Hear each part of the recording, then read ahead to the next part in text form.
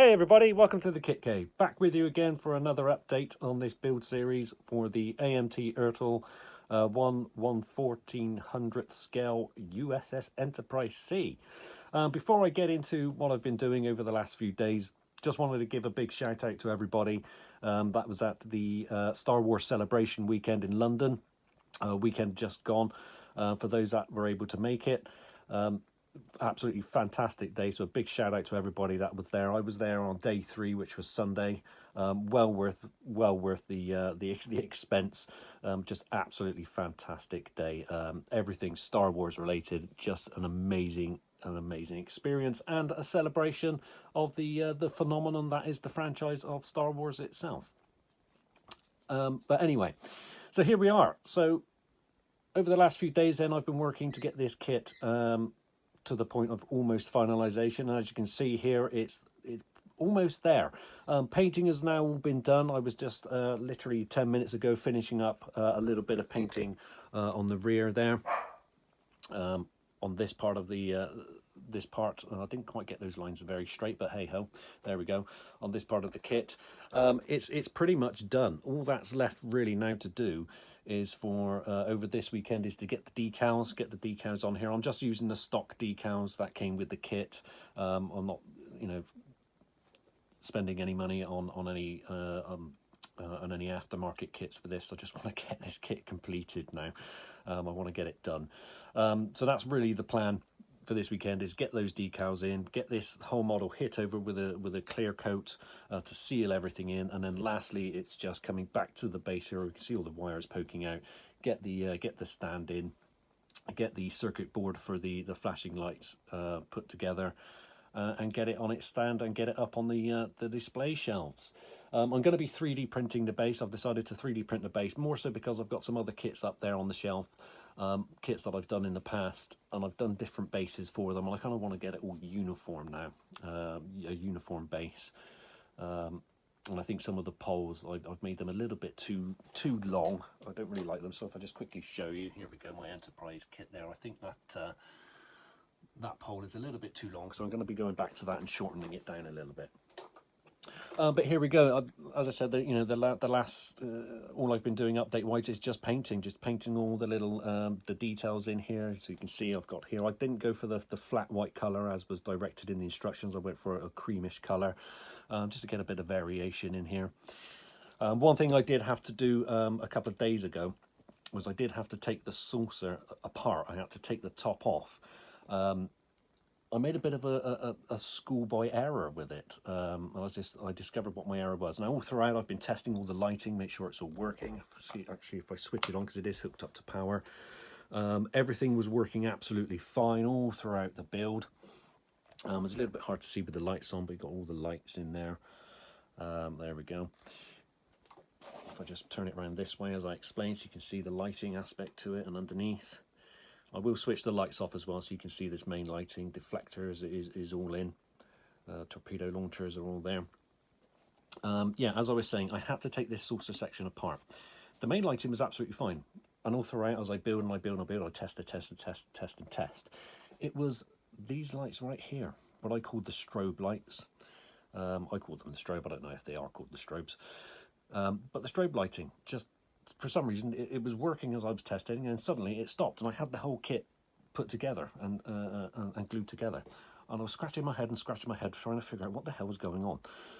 They just didn't work, and I thought, I was kind of and ahhing with it, thinking, should I take it apart or should I just bite the bullet with it and leave it and not bother? In the end, it was bugging me that much. I thought, no, if you're going to do it properly. So I took the saucer apart, only to discover what my error was. As I was testing, I accidentally touched the wire here, the positive wire for the strobe, direct to the power supply down here. And you can see I've got a resistor, because these don't actually have a resistor hooked up to them, because they're going to be hooked up to the circuit board, which has a resistor. And so naturally what I'd done accidentally was I blew the bulbs. Bit of a pain, some people might say. In actual fact, it actually worked out to be a little bit of a blessing. It was one of those instances where, as old Bob would say, it was a happy little accident that I had. Now all throughout, you know, with the original bulbs that I put in here, the original LEDs for these strobes, I wasn't entirely happy with them. They just weren't lighting up bright enough for my liking, and I was kind of thinking, oh, okay, I'll go with it, but I wasn't entirely happy with it. So taking this section apart, I was able to completely reinstall the LEDs here, and what I actually put in instead, I changed what I'd done, was I put in some little 12 very small SMDs, little 1206 model SMDs. If I can just grab out the kit, I can show you here. So these things, little SMDs, 1206, these tiny, you can see, if I can get it on camera, just how small these little things are, but they're very, very bright.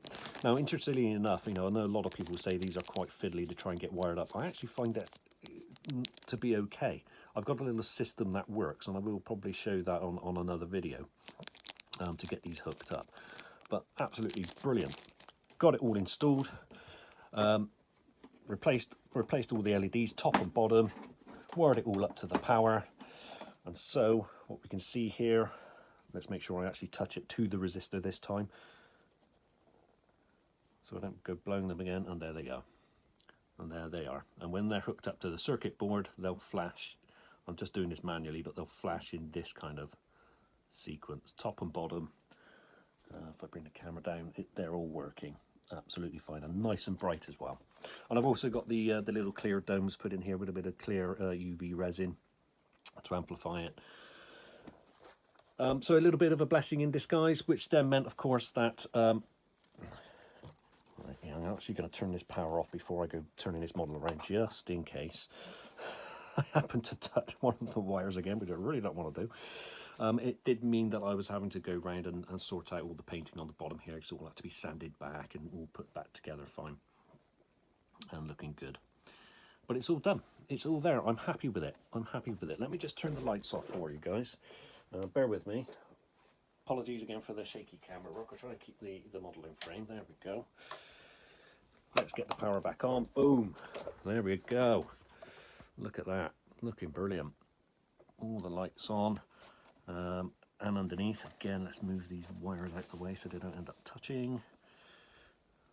Absolutely fantastic. Look at that. Really good. I will do a proper showcase of this model, of course, once it's all together. All sealed up on its stand. But yeah, I'm very pleased with how this is now turning out.